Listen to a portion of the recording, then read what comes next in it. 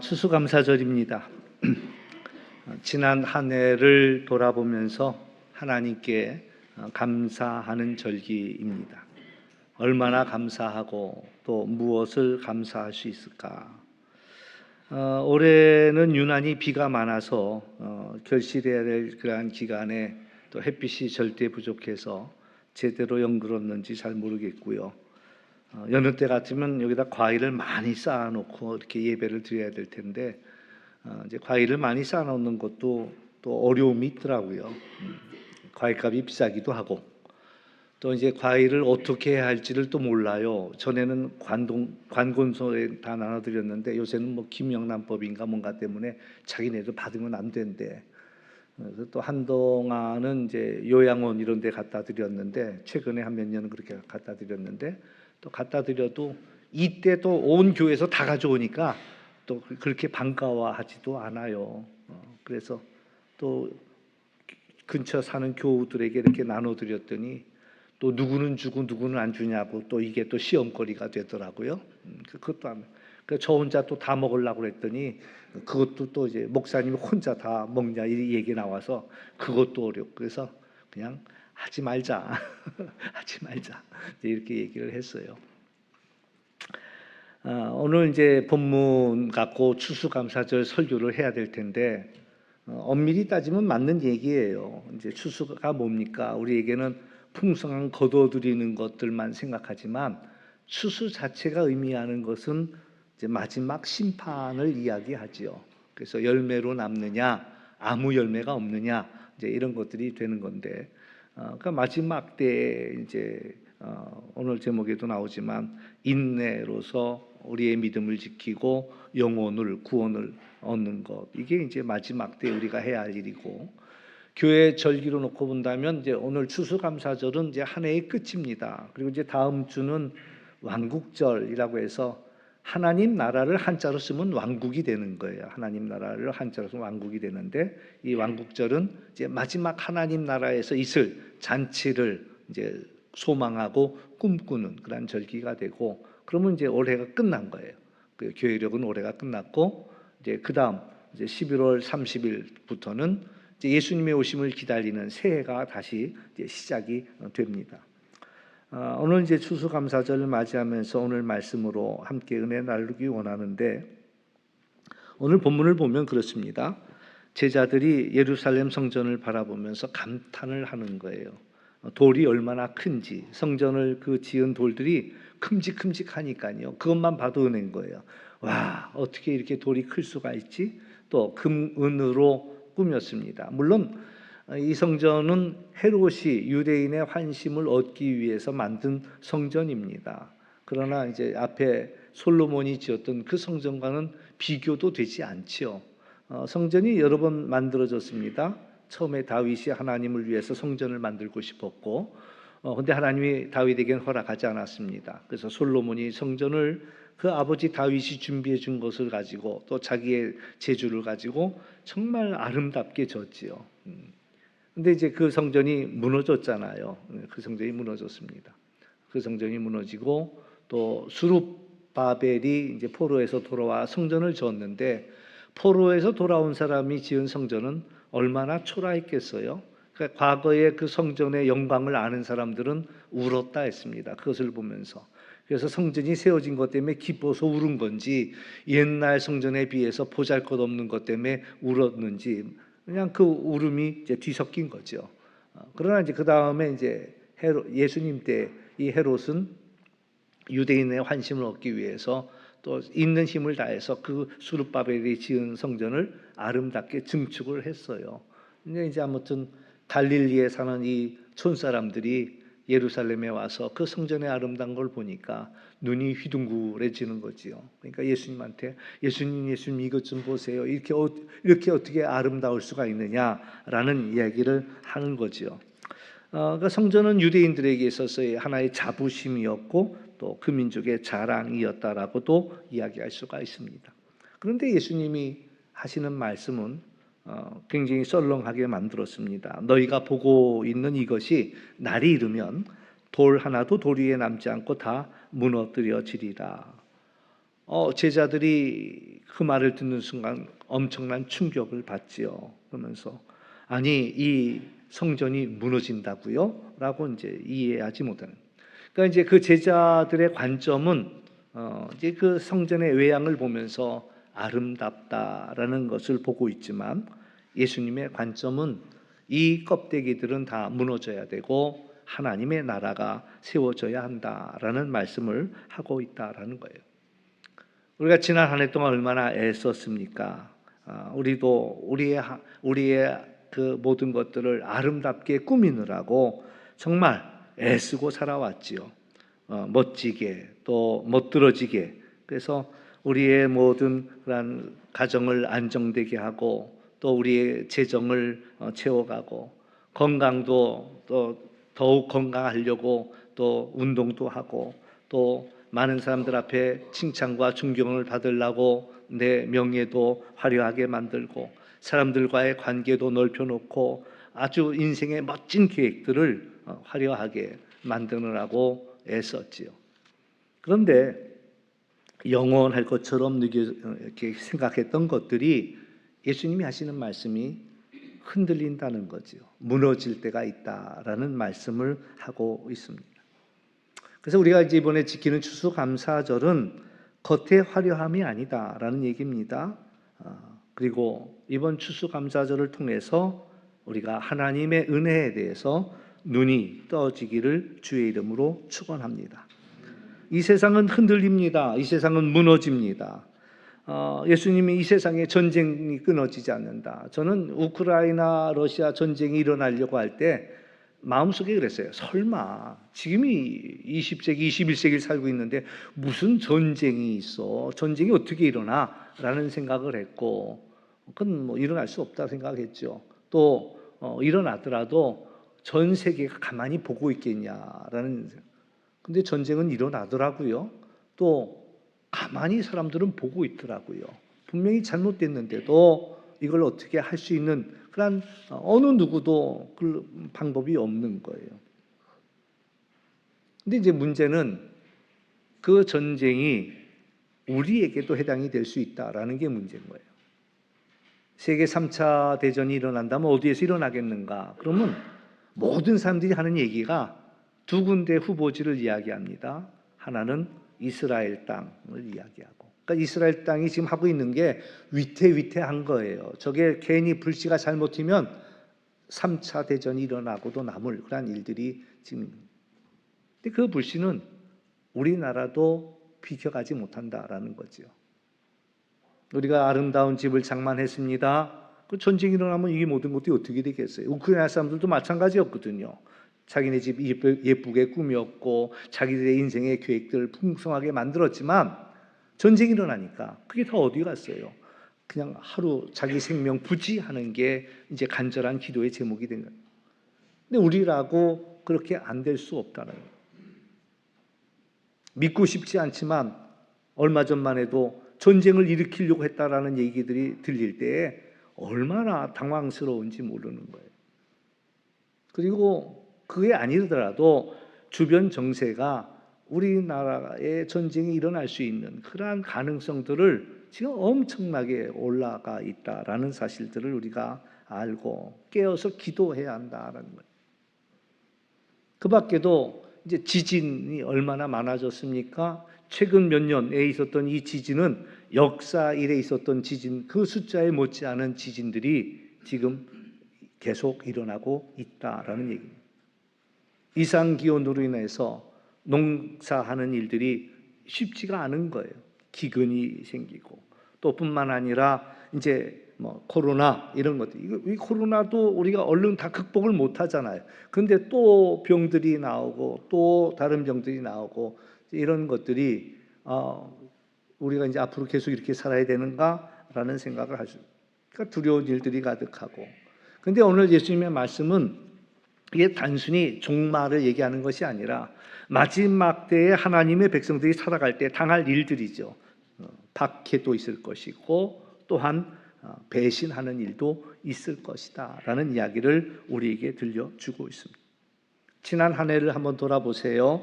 우리에게 있었던 일들, 경제는 어려워지고 더 어려워지고, 코로나 이전에는 모이지 못하기 위해서 어려웠는데 이제는 또 모이지 못하는 이유 중에 한 가지가 다 어려워진 거예요. 코로나 때문에 장례식도 마음대로 못하고 결혼식도 마음대로 못하는 줄 알았는데 코로나 위기가 지나가고 나서 보니까 이제 장례식장에 쫓아다니는 일도 어렵고 결혼식장에 쫓아다니는 일도 어렵고, 요새 그런 얘기도 들려요. 이제 장례는 하루만 한대요. 하루만. 왜? 오고 가는 사람도 없으니까 그 비싼 경비를 들여서 할 재주가 없다는 거죠. 그러니까 이제 경제적으로 많이 어려워진 거예요. 어렵다 했는데 더 어려워지고 있다라는 이야기고요. 또 건강도 그렇습니다. 우리 지난 1년의 건강을 한번 생각해 보세요. 저 같은 경우도 그래요. 예전에는 그걸 모르고 살았는데 저도 코로나를 앓고 난 다음에 독감을 굉장히 어렵게 알았어요. 전에는 독감쯤이야 이렇게 생각을 했던 일이 너무 이러다 큰일 나겠다라는 생각도. 지난 추석 때는 장염을 집안에 가만히 있다가 장염 앓은 거예요. 저희 식구하고 같이 집에서 다 밥 먹은 것밖에 없는데 나 혼자 괜히 장염에 걸려가지고 하루에 몸무게가 5kg가 빠지니까요. 어떻게 몸에서 이 물이 이렇게 많이 빠져나갈 수가 있지? 이제 그리고 나서는 그때는 명절 때니까 다 병원 문 닫았죠. 약국 문 연대 정말 몇 사람들이 막 쫓아다니며 약을 구해다 줘갖고 간신히 버텼지. 큰일 날 뻔했다. 근데 그 밖에도 여러 가지 일들이, 요새는 또 이제 알러지가 생겨갖고 처음엔 알러지 앓는 분들 이해도 못했어요. 근데 콧물이 줄줄 흐르지, 막 재채기가 연신나지, 요새도 지금 아침 계속 알러지 약을 먹고 있어요. 그렇지 않으면 콧물이 줄줄줄 흐르니까. 자려고 누우면 또 그 콧물이 뒤로 넘어가지고 캑캑거리지. 그러니까는 이제 이게 이렇게 이제 연식이 돼서 이렇게 되나 이런 생각이 드는. 그러니까 건강의 문제도 크고 작은 그런 질병들 지난 한 해 동안 얼마나 어려웠습니까? 관계도 어려워요. 관계도요. 참 이상한 게요. 나는 이 말을 하는데 듣는 사람은 달리 듣더라고요. 나는 이 말 하는데, 나는 그에게 좋은 말 해준다고 해줬는데 상대방이 듣는 데는 지금 나 아픈데 콕콕 찌르는 거야? 이렇게도 듣고, 옆에 사람이 왜 이렇게 겁을 주냐고 또 그런 얘기도 하고.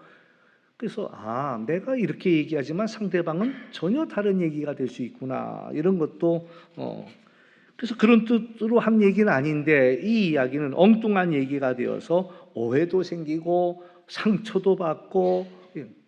우리가 여지껏 말하면서 살았지만요, 말재주들이 없는 거야. 그래서 하는 말들이 걱정돼서 한다는 말이 상대방의 아픔들을 갖다 막 후벼 파는 말들이 되더라라는 그런 이야기죠. 부모와 자녀와의 관계는 또 안 그런가요? 자녀 사랑하지 않는 부모가 어디 있겠어요. 근데 자녀들은 그 부모의 사랑이 귀찮기도 하고 간섭이다 생각하고 지겹기도 하고, 그러니까 그 사랑을 표현해도 그 사랑이 온전히 전달되지 않더라라는 거예요.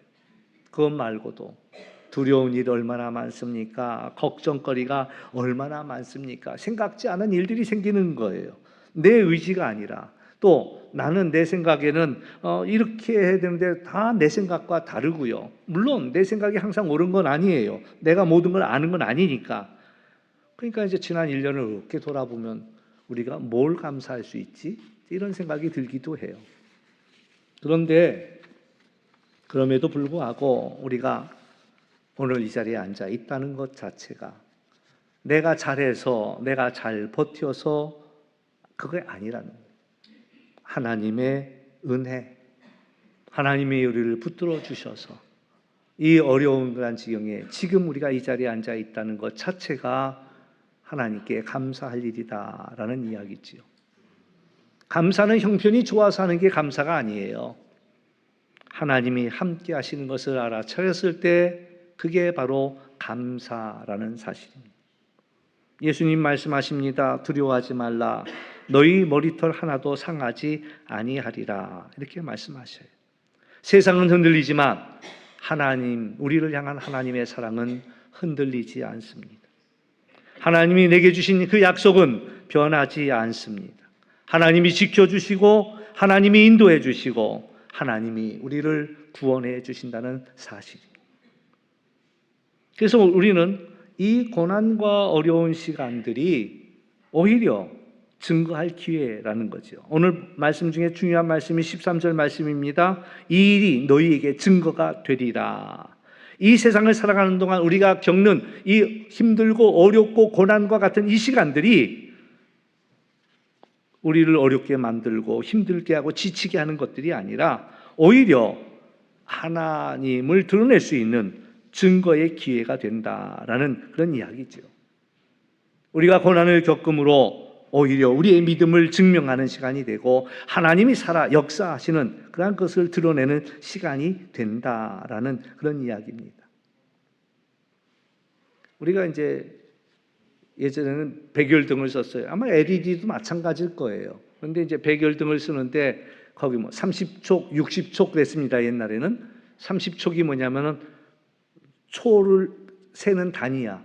그래서 30촉은 초 30개를 밝혀놓은 밝기가 30촉, 60촉은 초를 60개를 밝혀놓은 밝기가 60촉. 그 이제 막 백열등이 밝으면 우린 좋잖아요. 밝으니까 좋잖아요. 근데 나중에 이제 과학 시간에 배우고 난 건 뭐냐면 왜 그렇게 밝은 줄 아세요? 그래요. 왜 밝을까요? 그러면 저항이 많이 걸려서 그 저항을 갖다가 견디느라고 일어나는 게 그게 밝은 불빛인 거야. 왜 열나는 줄 아세요? 저항이 들어가니까 그 저항을 이겨내려고 열을 내는 거란 말이죠.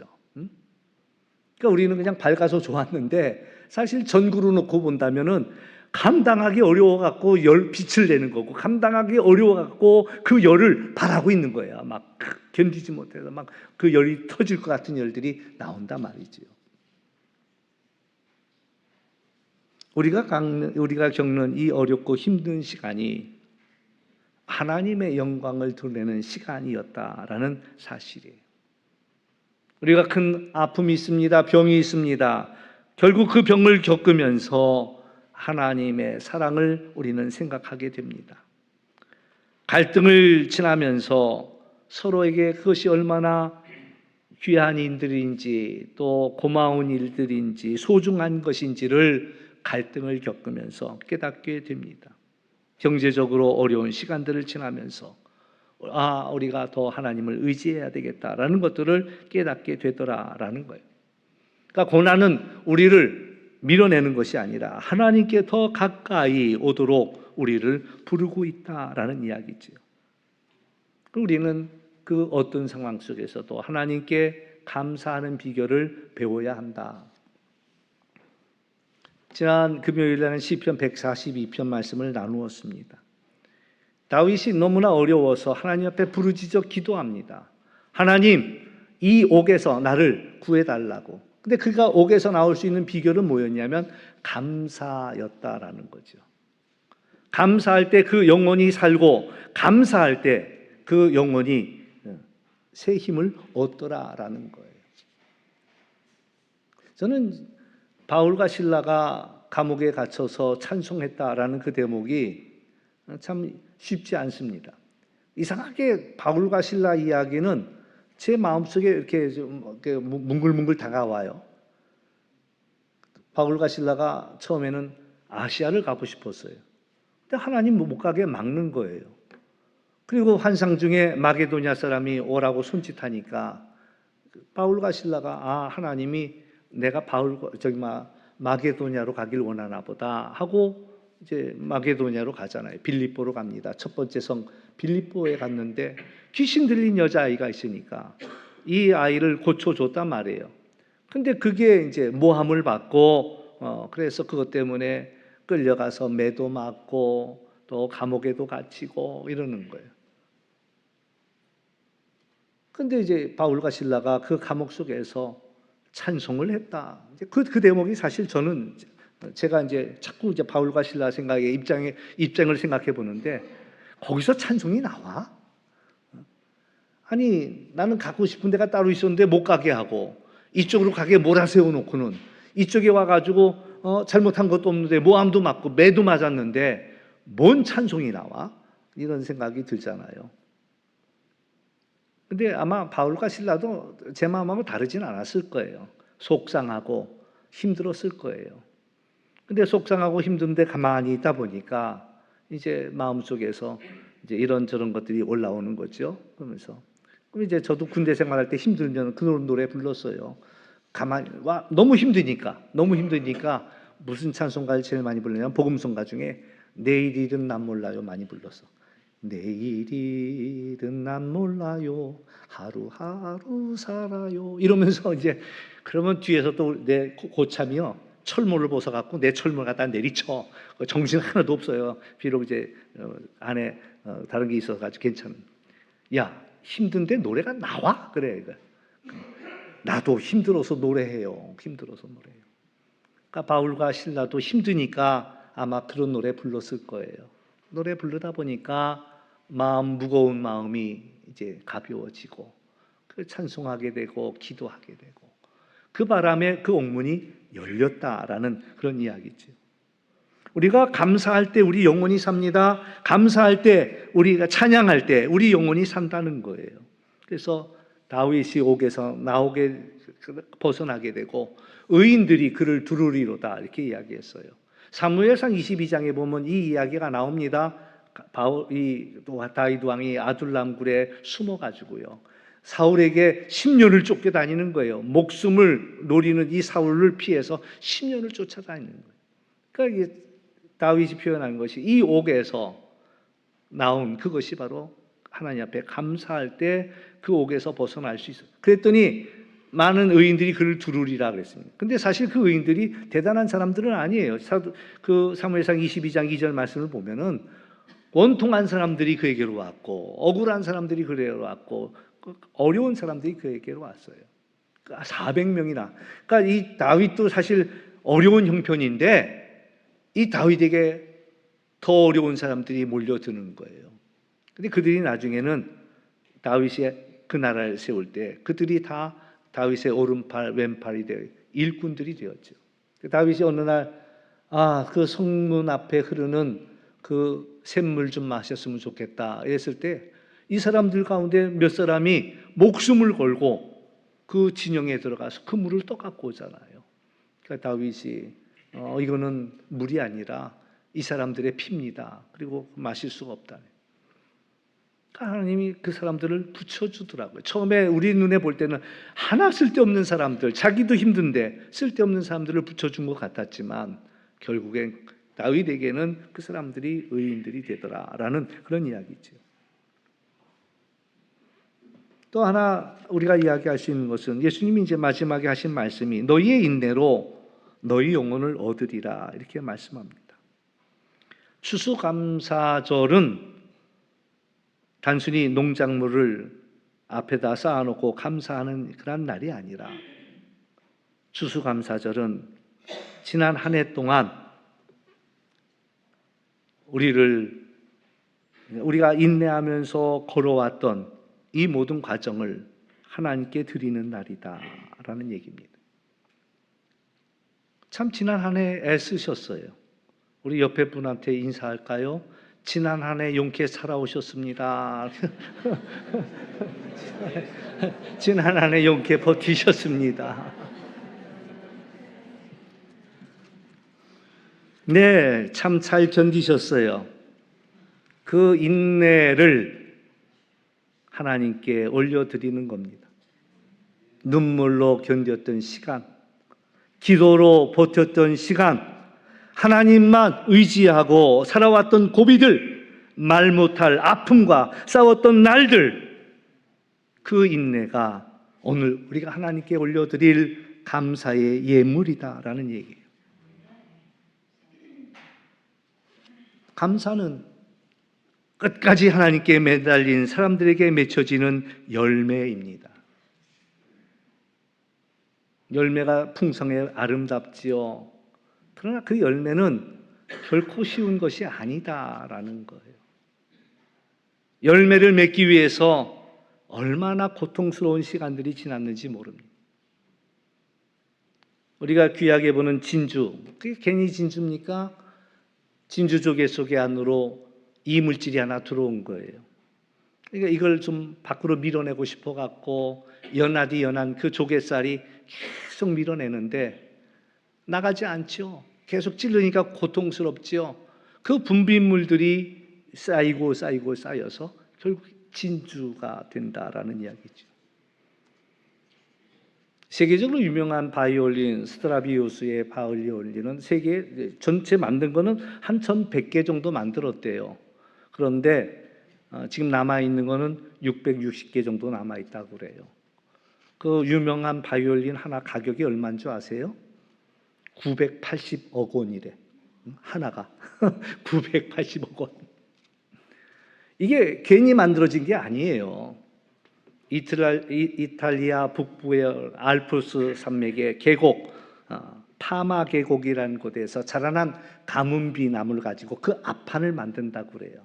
그런데 거기는 너무나 추운 지역이에요. 얼마나 추운지 나이테가 자라질 않는 거야. 우리 잘 알잖아요. 열대우림의 나라는 1년 사이도 쑥쑥 크니까 나이테가 생기지도 않아. 그러나 이 추운 지역에서는요, 자라지 않으니까 그 나이테가 아주 조밀한 간격으로 만들어지는 거예요. 그래서 이 좁고 균일한 이 가문비 나무를 가지고 만들게 되는데, 이 나무는 가볍기도 하고 강성이 높고 소리 전달이 잘 되고 공명의 효과가 뛰어난 특성을 가지고 있다는 거예요. 그러니까 그 어려운 시간들을 지나면서 거기서 나오는 소리가 어느 것과 비교할 수 없는 탁월한 소리가 나오더라라는 거예요. 전도하는 거 참 어렵지요. 울며 씨를 뿌려야 기쁨으로 단을 얻게 된다 그랬습니다. 세상 속담에도 인내는 쓰다, 그 열매는 달다라고 이야기합니다. 올해 이제 저희 교회 표어는 순례자는 서로의 얼굴을 빛나게 합니다. 나는 복의 근원이고 하나님께서 복의 근원으로 우리를 두신 자리에서 가정에서든 일터에서든 내가 있으므로 나와 함께하는 가족들의 얼굴이 빛이 나고 또 내가 있음으로 인해서 내 일터의 사람들의 얼굴이 빛이 난다면 하나님이 그러라고 우리를 그 자리에 두신 거란 말이죠. 그래서 나 때문에 당신이 행복해졌으면 좋겠고, 나 때문에 당신이 기뻤으면 좋겠고, 나 때문에 당신이 희망이 생겼으면 좋겠고, 나 때문에 당신이 용기를 얻었으면 좋겠고, 그래서 복의 근원으로 살자. 순례자는 서로의 얼굴을 빛나게 하는 사람입니다 라는 표어를 가지고 왔고요. 내년에는 이제 표어가 순례자는 복을 심는 사람들입니다 라는 얘기를 하고 싶어요. 서로의 마음에다 복을 심자. 어떤 사람은 못된 걸 심는 사람도 있습니다. 미움을 심는 사람도 있고, 또 불평을 심는 사람들도 있고, 또 화를 심는 사람들도 있고. 근데 우리는 복을 심자라는 거죠. 서로의 마음에 기쁨도 심어주고, 믿음도 심어주고, 소망도 심어주고, 기쁨도 심어주고. 그 중에 최고는 하나님의 말씀을 심어주는 일들, 전도하자. 사람들에게 이 아름다운 소식을 전하자. 예수님께서 걱정하지 말라고 그랬어요. 우리들이 해야 할 일은 그냥 씨 뿌리는 일이야. 씨 뿌리는 일이야. 자라고 열매 맺는 거는 하나님이 하시겠다고 그랬어. 그러니까 그 자라고 열매 맺는 건 하나님께 맡기고, 우리는 내년에는 한 해 동안 열심히 만나는 사람들에게 씨를 뿌렸으면 좋겠다. 그런 얘기입니다. 나중에도 이제 얘기하겠지만은 주보 뒤에 보면 QR 코드가 들어가 있어요. 거기는 이제 제가 주일날 전했던 설교 말씀들로 발로 이제 홈페이지로 가는, 유튜브로 가는 그런 주소가 적혀져 있는데, 쓸데없는 거 주고받지 말고 하나님의 말씀을 하자고요. 하나님의 말씀을 하루에 2사람, 3사람 사랑하는 사람들에게 꼭 그것을 전하자라는 거예요. 그래서 듣든지 아니 듣든지는 그분들의 목이고, 우리들은 자꾸 전하자. 저도 하나님 앞에 면피하려고 이렇게 애를 쓰는 거예요. 조 목사님 얼마나 전도했어? 이러면 큰일이잖아요. 그러니까는 열심히 기회를 듣는 대로 자꾸 하는 건데, 여러분들도 같이 그 QR코드 설교 나오면은 그 설교를 이 사람에게도 보내주고 저 사람에게도 보내주고, 그러면 누가 그 말씀을 들어야 할지 우리는 알지 못하지만 막 뿌리다 보면 마음속에 감동도 얻고 힘도 얻고 소망도 얻고 그런 일들이 일어날 수 있으니까 옛날에는 그 테이프라도 나눠주려고 하면은 돈 주고 얼마씩 사야 됐어요. 막 1,000원짜리 사갖고 막 나눠줘야 되는데 이건 그냥 카톡으로 그냥 가면 되는 거니까 돈 들 것도 없잖아. 예. 그러니까 여러분들 말씀 열심히 듣고 내가 은혜 받은 말씀들을 또 다른 사람들에게 열심히 보내주고 그러다 보면 꼭 들어야 할 말씀들이 전달되리라 그렇게 생각하는 거예요. 자, 이 무너지는 세상 속에서도요, 감사는 무너지지 않습니다.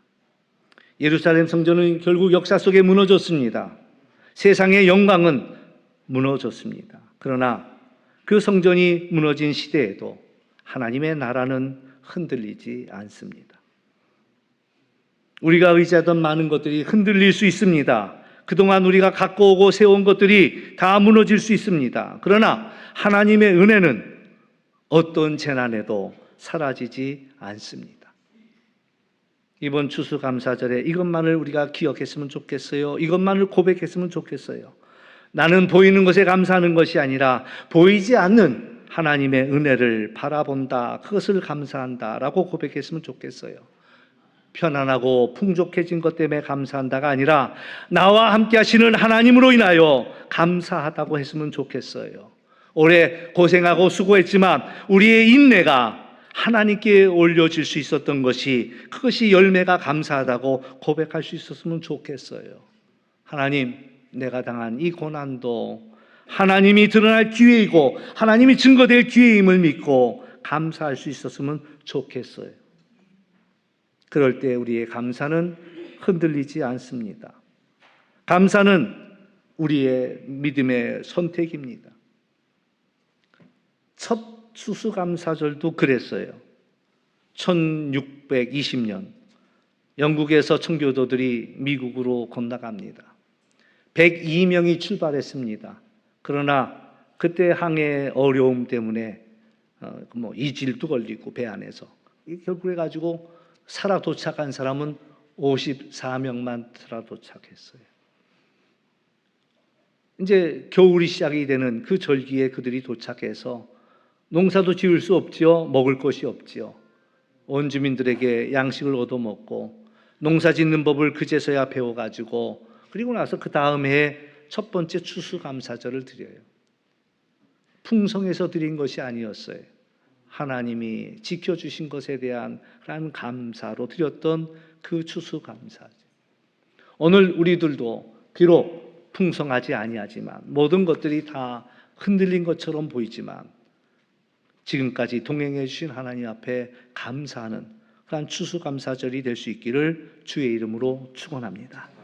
기도합니다. 주님, 올해도 우리를 붙들어 주신 것 감사합니다. 그래서 추수감사절 맞이하며 하나님께 감사할 수 있는 마음 주신 것 감사합니다. 세상은 흔들리고 우리의 삶은 불안하지만 하나님의 흔들리지 않는 은혜가 감사합니다. 우리에게 주어진 고난도 증거의 기회로 보게 하여 주시고 우리의 인내를 열매를 하나님께 드릴 수 있는 것도 감사합니다. 예수님의 이름으로 기도하옵나이다. 아멘.